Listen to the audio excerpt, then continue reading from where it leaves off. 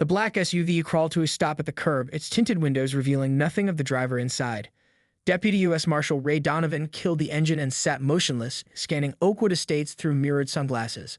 The manicured lawns and cookie-cutter homes with their perfect picket fences seemed peaceful enough, but Ray knew better. 15 years in law enforcement had taught him that danger often lurked in the most picturesque places. 3 weeks had passed since he moved to this suburban neighborhood with his daughter Lily. 3 weeks of increasingly hostile letters from the Homeowners Association about his uncut grass, unapproved mailbox, and the basketball hoop he'd installed for Lily's 13th birthday. Ray had ignored them all. After losing his wife to cancer last year, petty rules about lawn height seemed laughably insignificant. His phone buzzed with a text from Lily, still at Emma's. Coming home before dinner. Love you, Dad, Ray smiled slightly. At least one thing in his life was going right. Lily was adjusting well to the move, making friends despite the mid-school year transition.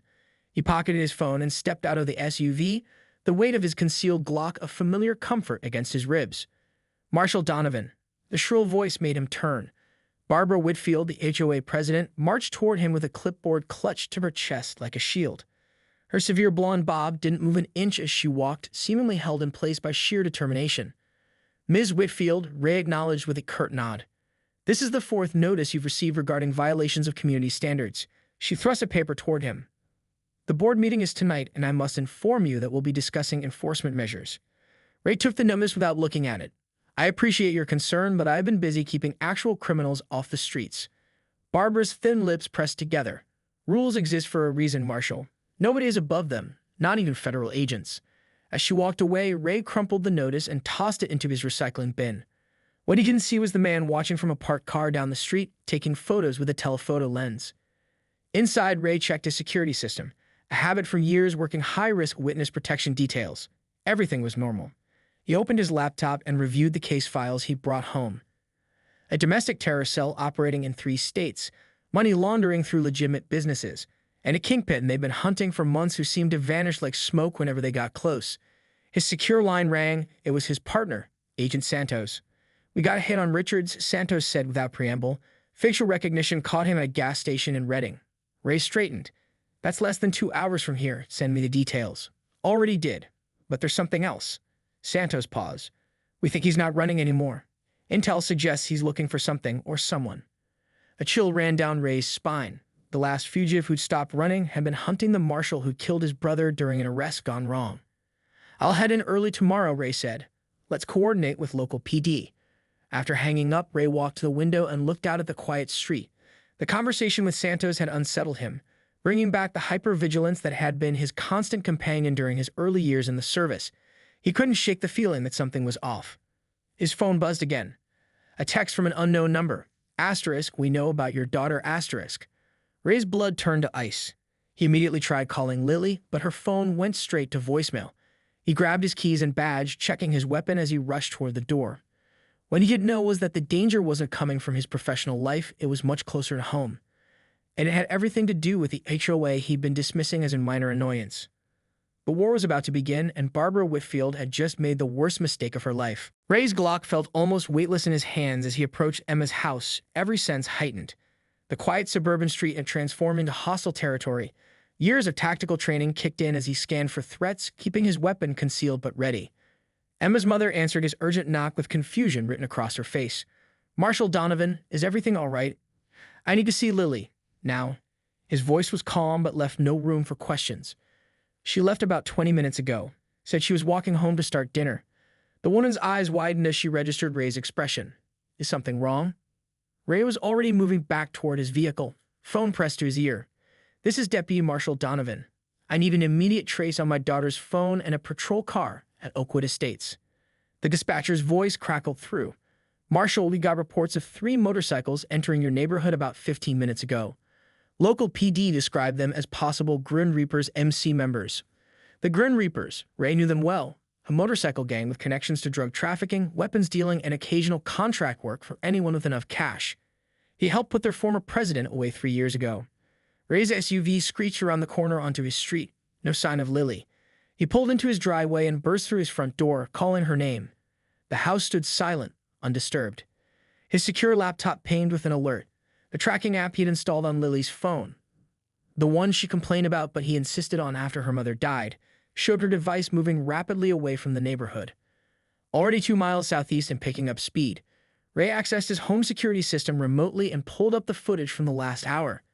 There it was, 3 motorcycles slowing as they approached Lily walking home. A brief conversation. Then Lily, looking annoyed but not frightened, climbing onto one of the bikes. Not coerced, not grabbed. She went willingly. The realization hit him like a physical blow. They hadn't threatened her. They tricked her. His phone rang. Barbara Whitfield's name flashed on the screen. "I believe we have something to discuss, Marshal Donovan," she said, her voice unnervingly serene. "Where's my daughter?" Ray's words came out as a deadly whisper. "Safe. For now. She thinks she's being taken to meet you for a surprise dinner." A pause. Teenagers are so trusting, aren't they? Ray's hand tightened around the phone. "If anything happens to her..." "Please," Barbara cut him off.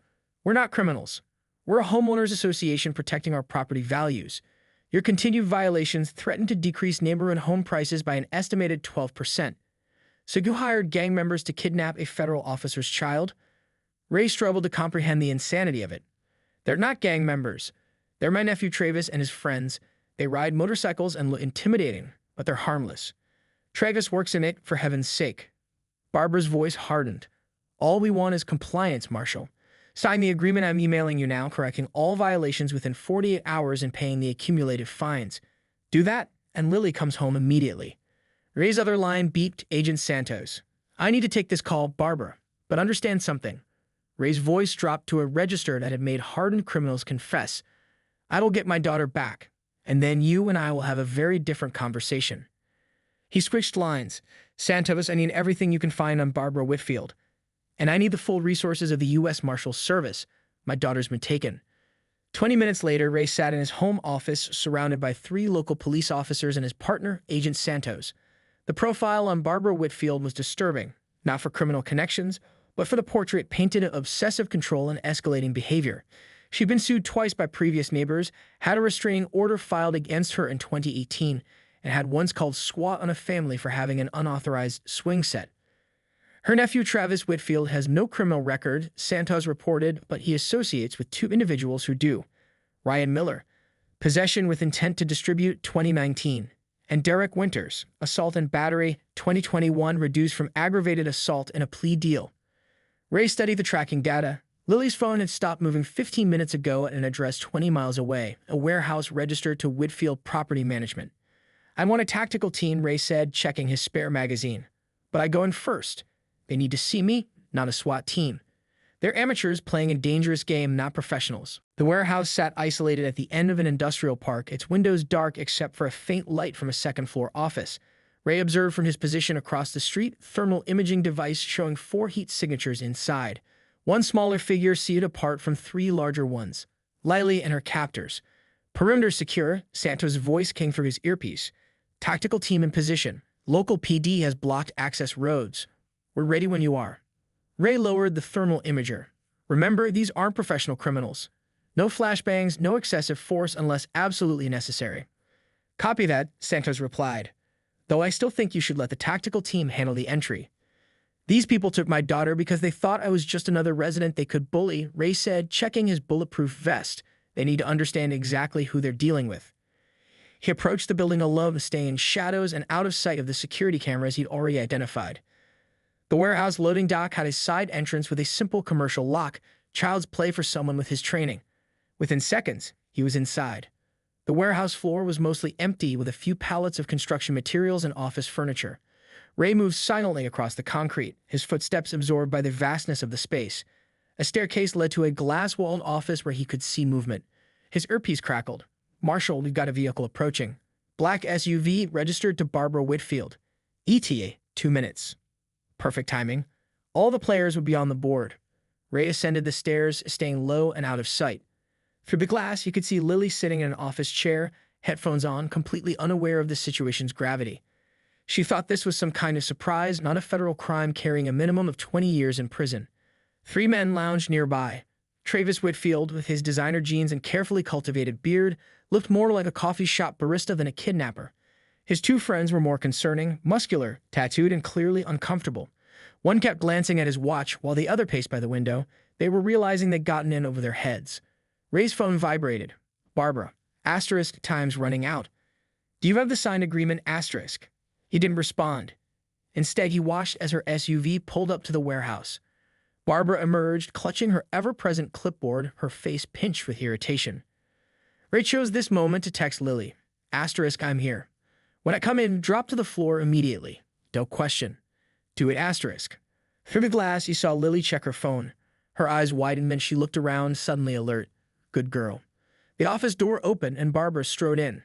Has he responded? She demanded. Travis shook his head. Nothing since that one-word text. Unbelievable, Barbara huffed. The arrogance of some people. Do they think rules simply don't apply to them? One of Travis's friends, Ryan Miller, according to his file, shifted uncomfortably. Maybe we should just let the kid go, Trav. This feels wrong. Don't be ridiculous. Barbara snapped. He'll sign once he realizes we're serious. Besides, we're treating her well.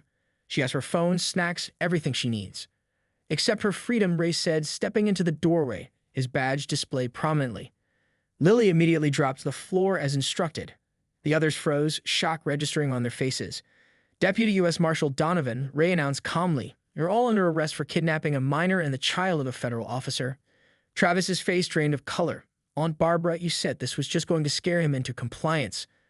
Barbara seemed the least fazed. Marshal Donovan, you're being dramatic. This was simply an HOA enforcement action. An enforcement action? Ray's voice remained steady, but his eyes were cold steel. You took my child. Under federal law, that's kidnapping, conspiracy, and about half a dozen other felonies that will put you away for decades. Derek Winters, the largest of the three men, made a poor decision. His hand moved toward his waistband. I wouldn't, Ray warned, his own hand already on his weapon. There's a tactical team surrounding this building, and they're much less patient than I am. Derek wisely raised his hands. Dad, Lily's voice came from behind the desk where she'd taken cover. It's okay, sweetheart. Stay down for now. Ray never took his eyes off the four adults. Santos, we're ready for you. Within seconds, the office filled with tactical officers. As they secured the kidnappers, Ray went to Lily, pulling her into a tight embrace. You okay? He asked, scanning her for any signs of harm. She nodded, looking stunned. They said you arranged this. That it was a surprise dinner. The safe house was a nondescript ranch-style home 30 miles outside the city. Ray watched Lily sleep on the couch, her face peaceful despite the chaos of the last 24 hours. 2 U.S. Marshals stood guard outside, with another patrolling the perimeter. His daughter was safe, for now. Ray's phone buzzed with a text from Santos. Asterisk interrogation room 2. Now. Asterisk. The local field office was buzzing with activity when Ray arrived. The kidnapping of a marshal's daughter had elevated the case to national priority. Deputy Director Harrington had flown in from D.C., and the FBI had joined the investigation. How's Lily? Santos asked as Ray entered the observation room. Resilient, angry. Confused, Ray watched Barbara Whitfield through the one-way glass. She sat ramrod straight in the interrogation room, her lawyer whispering urgently in her ear. What do we have? Santos handed him a tablet. Barbara's financials. 3 months ago, she received a wire transfer of $50,000 from a shell company in the Caymans, the same company that's connected to Richard's money laundering operation. Ray scrolled through the records. She claims she was just enforcing aHOA regulations. And she believes that, Santos said. But someone guided her to tar you specifically. Look at this. He pulled up a series of emails between Barbara and a real estate consultant named Maxwell Green. The correspondence began shortly after Ray had been assigned the Richards case. Green advised the HOA on problematic homeowners and strategies for dealing with them, Santos explained. He specifically flagged your house for extra scrutiny before you even moved in. Barbara ate it up. She thought she found a kindred spirit in the fight against property value decline. Ray studied Green's photo. We need to find him. Already working on it. Facial recognition matched him to an alias Richards has used before. Santos lowered his voice. Ray, this means Richards knew where you live, who you are, and used the HOA as cover to get to your daughter. The realization hit Ray like a physical blow. He was never running. He was hunting me. The question is why, Santos said. Your testimony helped put away his lieutenant, but you weren't the lead on that case. Deputy Director Harrington joined them, his expression grim. I might have an answer to that. 5 years ago, before Richards became our problem, he had a younger brother. Killian Richards, small-time dealer who got caught in the crossfire during a bust in Detroit. Ray felt his blood run cold. I was stationed in Detroit then. Harrington nodded. You weren't the shooter, but you were on scene. According to Richards' psychological profile, family is everything to him. He doesn't blame just the marshal who pulled the trigger. He blames everyone who was there that day. The pieces clicked into place. Richards wasn't just a fugitive trying to evade capture. He was an avenger with a plan years in the making. Where are the others from that operation now? Ray asked. 2 are dead, Harrington said flatly. Car accident for one. The other apparent suicide. Both in the last year. Apparent. Nothing we could prove wasn't accidental or self-inflicted. But now, Ray turned back to the window where Barbara continued talking with her lawyer. She has no idea she was being used. No, Santos agreed. And Travis Whitfield claims he was just helping his aunt. Says he was paid $5,000 to take some photos of you and forward them to Green. What about his communications with Kingmaker? That's where it gets interesting. Travis never communicated directly with anyone using that name. The messages were buried in his email drafts folder, placed there remotely when someone accessed his account. Ray's phone pinged with an alert, an unauthorized attempt to access his home security system. We need to get back to my place, he said, already moving toward the door. Santos followed. You think Richards is going there? With all this heat? I think he's been planning this for years, Ray replied, and that he's exactly where he wants to be. 20 minutes later, they approached Ray's house with a tactical team. The neighborhood was quiet, too quiet. No dog walkers, no children playing. Just pristine lawns and shuttered windows.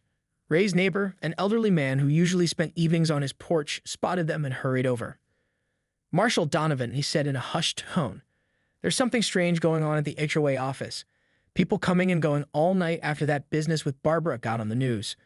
Ray exchanged glances with Santos. The HOA office was in a converted house at the entrance to the subdivision, the perfect vantage point to monitor all traffic in and out of the neighborhood. Don't move, Donovan. The voice belonged to Deputy Marshal Vega, a 10-year veteran who transferred to their division 6 months ago, right around when the Richards case had intensified.